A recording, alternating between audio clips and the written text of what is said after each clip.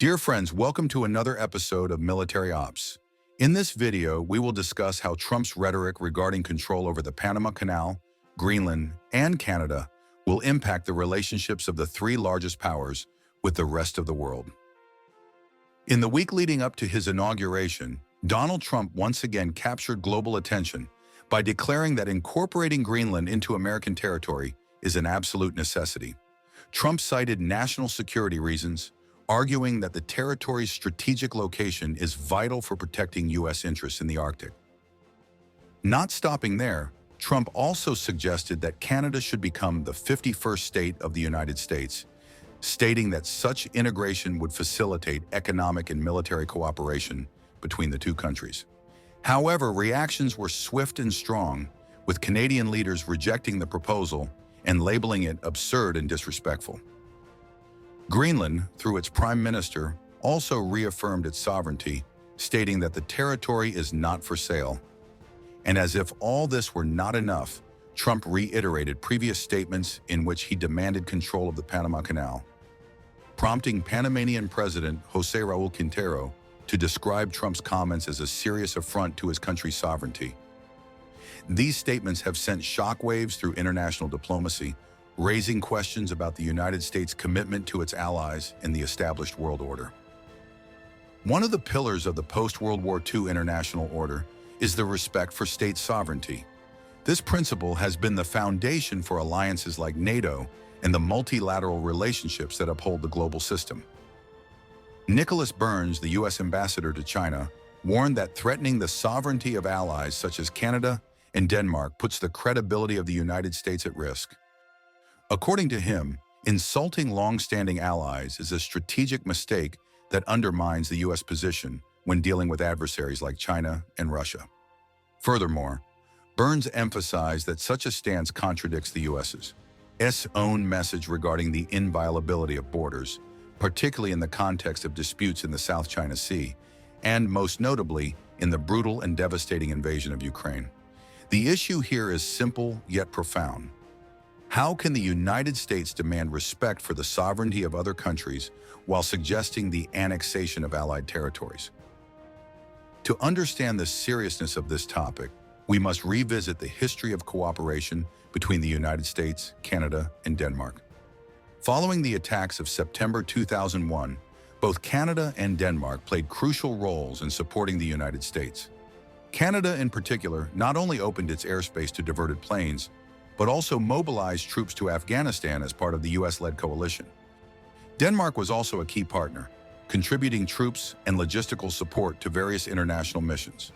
This collaboration was built on mutual trust and respect for national sovereignty. Now, however, following Trump's statements, these relationships face an unprecedented test. The connection between these territorial threats and the rivalry with China cannot be overlooked. While the United States accuses China of violating the sovereignty of its neighbors in the South China Sea, Beijing frequently counters by claiming that the U.S. interferes with its sovereignty by supporting Taiwan and maintaining a strong military presence in the region.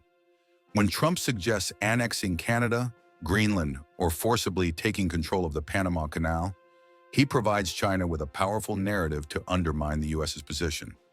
This is an example of how communication missteps can have far-reaching geopolitical consequences. During his tenure as ambassador to China, Nicholas Burns faced a series of challenges that highlighted the fragile state of diplomacy between the two largest economic and commercial powers in the world. From the Chinese spy balloon incident to heightened tensions following Pelosi's visit to Taiwan, bilateral relations have become increasingly strained. Burns also reported difficulties in conducting diplomatic activities in China, with Chinese authorities blocking cultural and academic events organized by the U.S. Embassy.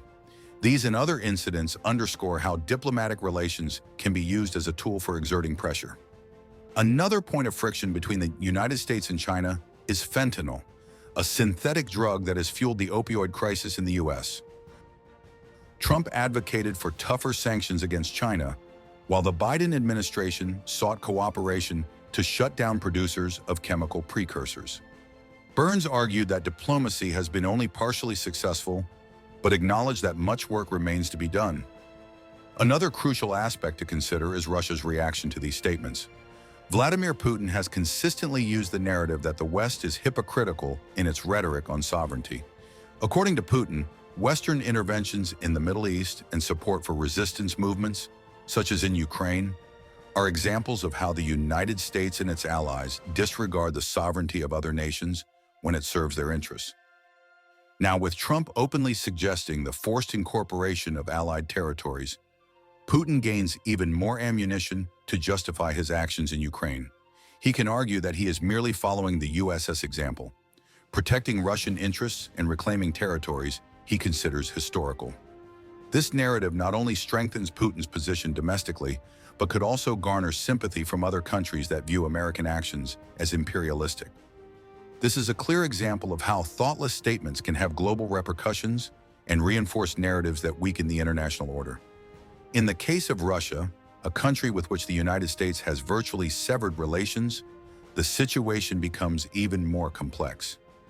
Trump's rhetoric regarding Denmark, Canada, and Panama provides further ammunition for the Russian propaganda machine to justify the unjustifiable, the invasion of a sovereign nation and the forced annexation of territories. The question now is whether Trump will truly follow Putin's approach, completely dismantling the established international order and turning the world into a genuine lawless land, or if this is merely populist rhetoric aimed at energizing his voter base.